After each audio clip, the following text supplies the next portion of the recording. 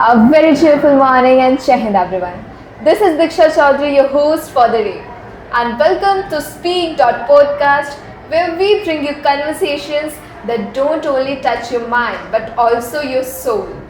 And today, between us, we are having a truly inspiring individual who has served people with medicines and continues to serve them with mindfulness and spiritual strength. So please join me in welcoming Dr. Amita Singh. Good morning and Jai Hind, ma'am. Welcome to our podcast. Thank you for the introduction, and I am grateful to Sunbeam School to give me opportunity for this.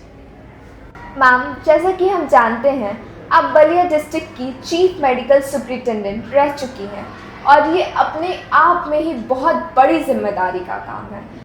तो इतनी जिम्मेदारियों के साथ भी आप अपनी personal life और professional life कैसे मैनेज करती हैं? एक हाउसवाइफ, एक माँ, एक public service as a doctor, तो बड़ा कठिन होता है कि सबको एक साथ मिला के चलना।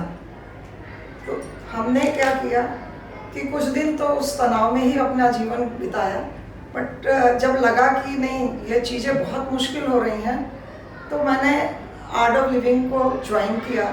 और आर्ट ऑफ लिविंग जब मैंने ज्वाइन किया तो मैंने देखा कि ये सारी चीज़ें उतनी मुश्किल नहीं थी जितना मैंने सोचा था। मैम, जैसा कि हम जानते हैं आप आर्ट ऑफ लिविंग से बहुत क्लोजली कनेक्टेड हैं, तो क्या हम जान सकते हैं कि आपकी ये जर्नी कहाँ से शुरू हुई और आपको ये आर्ट ऑफ लिविंग स्पिरिचुअली आपके मेडिकल बैकग्राउंड से कैसे कनेक्ट करता है? बहुत बढ़िया सवाल है। आर्ट ऑफ लिविंग की डॉक्टर अमिता सिंह या अमिता को आप जानेंगे तो ये अमिता बहुत परफेक्शनिस्ट, मतलब आप इंच भर किसी सुई को दाएं से बाएं नहीं कर सकते, जिस लाइन पे है उसी लाइन पे रहनी है, ऐसी थी। तो हर एक व्यक्ति में इनको कमी नज़र आती थी कि वो वैसा नहीं करता, और बहुत शॉर्ट टेम्पर्ड थी।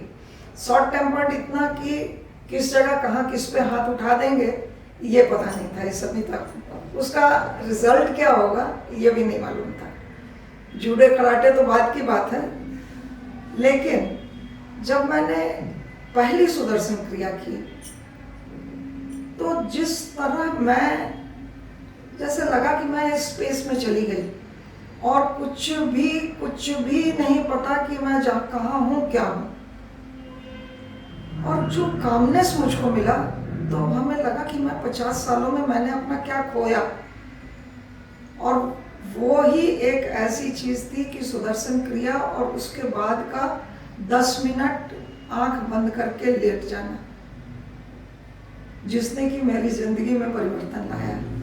और उसके बाद मेरा परफेक्शनिस्ट, आज भी मैं काम उतना ही करती हूँ, वो ही मुझे चाहिए, लेकिन मैं दूसरों पे नाराज़ नहीं होती हूँ, शॉर्ट टेम्पर्ड नहीं हूँ, और ना मैं दूसरों पे अब एग्रेसिव होकर हाथ उठाती हूँ। मैं उन सबको एक्सेप्ट कर लेती हूँ, जैसे कि जो जैसा है उसको एक्सेप्ट करके मैं अपनी लाइफ आगे बढ़ा रही हूँ, और बहुत ज़्यादा खुश हूँ अपने इस परिवर्तन के कारण। मैम, आपके हिसाब से एक हेल्दी पर्सन कैसा होना चाहिए और एक ट्रू हेल्थ की डेफिनेशन क्या है? एक्चुअली सही माने में जो ये आर्ट ऑफ लिविंग नहीं, WHO से भी ये हेल्थ का एक अच्छा सा डेफिनेशन है कि हम हेल्दी तब हैं जब हम फिजिकली, मेंटली, इन्वायरमेंटली एंड अपने जो भी रिलेशन हैं उनके साथ हेल्दी हैं। यदि हमारा कोई एक पार्ट, जिससे कि जैसे हमारा हेल्थ इशू है, हमें कोई बीमारी है तो हम हेल्दी नहीं हैं। हम मेंटली, जैसे मैंने कहा कि मैं बहुत एग्रेसिव थी, हमारे में कामनेस नहीं है, हम हेल्दी नहीं हैं। यदि हमारे रिलेशन अपने अगल बगल, आस पड़ोस, नेबर से प्रॉपर नहीं है, हम उनसे मिलते नहीं हैं, हम उनसे अच्छे से बात नहीं करते हैं, तो हम हेल्दी नहीं हैं। हम अपने गार्जियन के साथ बैठ के यदि खाना नहीं खा सकते हैं रात में, हम अपने डिस्टेंट रिलेशन से महीनों महीनों साल भर बात नहीं करते, तो हम हेल्दी नहीं है। हमारा एनवायरनमेंट, हमारे पेड़ यदि कट रहे हैं, हमारी नदियाँ सूख रही हैं, तो हम हेल्दी नहीं हैं। मैम, आजकल के युग में हमारी यूथ को स्ट्रेस और एंजाइटी की बहुत समस्याएं आ रही हैं, तो इनसे ओवरकम करने के लिए आप हमें क्या सजेशंस देना चाहेंगे? जब हम 20 मिनट मेडिटेट करते हैं तो हमें 3 घंटे की प्रॉपर साउंड स्लीप मिलती है। तो आज के भागदौड़ के दुनिया में हम 3 घंटा प्रॉपर दिन में नहीं सो सकते, क्योंकि हमारे काम का स्ट्रेस, पढ़ाई का स्ट्रेस इतना ज़्यादा है। तो उसके लिए हम लोग कहते हैं कि दिन में 20 मिनट आप ध्यान कीजिए। यदि आप 20 मिनट ध्यान करते हैं तो आपके 3 घंटे की नींद पूरी होती है और आप फ्रेश होकर फिर अपना काम शुरू करेंगे। तो ये चीज़ सबसे ज़्यादा ज़रूरी है कि हम थोड़ा योग करें, जो फिजिकल लेवल पे हम हेल्दी रहें। हम अपने खान पान को ज़्यादा से ज़्यादा नेचुरल, जो कि बिना खाद, जैसे हमारे आर्ट ऑफ लिविंग में no urea, zero budget farming का भी एक कोर्स है, जिसमें हम लोग यूरिया इस्तेमाल नहीं करते, जो कि बॉडी के लिए बहुत हार्मफुल है। तो ये फिजिकल हेल्थ हो गई। उसके बाद थोड़ा सा हमें प्राणायाम ध्यान करना चाहिए, जो कि हमको साधना में अपने मेडिटेशन के लिए ले जाएगा, बनाएगा, अच्छा बनाएगा। और एक चीज़ और कहेंगे, यदि संभव हो तो आप जो भी खाएं वो सात्विक खाना खाएं। आपने कंसंट्रेशन बता दिया, हम कंसंट्रेट कैसे करेंगे, हम स्ट्रेस फ्री कैसे रह सकते हैं।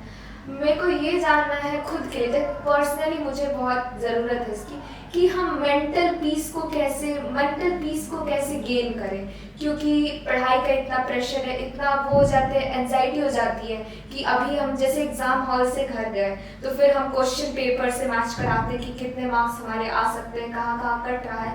तो एक ये स्ट्रेस बन जाती है, ये मेंटल पीस डिस्ट्रॉय करने का एक रीज़न बन जाता है कि इतना मार्क्स कम आ जाएगा तो परसेंटेज गिर जाएगा, फिर रैंकिंग कम हो जाएगी। तो इसके लिए आप कुछ सजेस्ट करना चाहते हैं? ये ऑलरेडी मैंने बताया ही अभी आपको, और उसका वही है कि आप कंटिन्यूअस नहीं पढ़ेंगे, आपका ब्रेन 3 से 4 घंटा ही काम कर सकता है प्रॉपर। उसके बीच में जब आप रिलैक्सेशन 10 मिनट के लिए खुद को रिलैक्स कीजिए। उस रिलैक्सेशन में पहले थोड़े से अपने स्ट्रेच कीजिए, अपने बॉडी को थोड़ा सा स्ट्रेच कीजिए और आंख बंद करके आप वही ध्यान करिए। और जब ध्यान करके आप उठे तो कुछ हल्का खा लीजिए, ताकि वो जो आपके बॉडी का कार्विंग है वो खत्म हो और एनर्जी लेवल आपका ध्यान से बढ़ेगा। और वो खाने से तो आपकी जो एक है कि मुझको क्या करना है वो कम हो जाएगा, क्योंकि आप जो 4-5 घंटे में पढ़ रहे हैं ना, उसको आप देखेंगे कि आप 2 से 3 घंटे में पढ़ के खत्म कर दिए। जब आपका कंसंट्रेशन बढ़ेगा, आपका आउटपुट ऑलरेडी अच्छा हो जाएगा। दूसरी चीज, बी इन प्रेजेंट। आप जो क्लास में करके आ गए, आगे आपका फिर से एग्जाम है, तो आप उसको आगे जज मत कीजिए कि मैंने कितना सही किया, कितना गलत किया।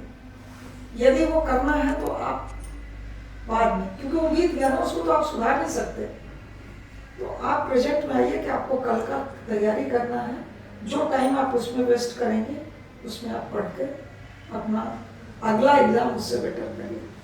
Thank you so much, ma'am, for being the part of our today's podcast. Ma'am, अब इस पॉडकास्ट को ख़त्म करने से पहले मेरा एक आखिरी सवाल आपसे ये है कि आपके जीवन का कोई ऐसा मूल मंत्र जिससे आप हमेशा फॉलो करती हो, प्लीज़?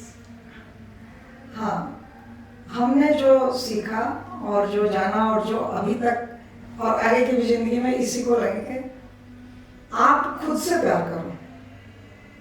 आप जब खुद से प्यार करोगे और खुद के लिए कुछ करो, आपको जो अच्छा लगता है खुद के लिए करो, खूब खुश रहो, वर्तमान में रहो और खुद जज करो कि क्या सही है क्या गलत। किसी दूसरे ने जो कहा उसको सुनने की कोई जरूरत नहीं है।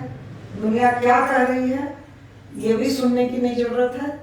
अपने से प्यार करके अपने लिए ही सब कुछ करो, तो तुम्हें कोई आगे बढ़ने से कभी नहीं रोक पाएगा। और वही मैं करती हूँ। Thank you so much ma'am for joining our podcast today. हमें उम्मीद है कि आपके दिए गए सजेशंस हमारे बहुत काम आएंगे। It was all about today. Till then, stay tuned with speak.podcast from Sunbeam Balia.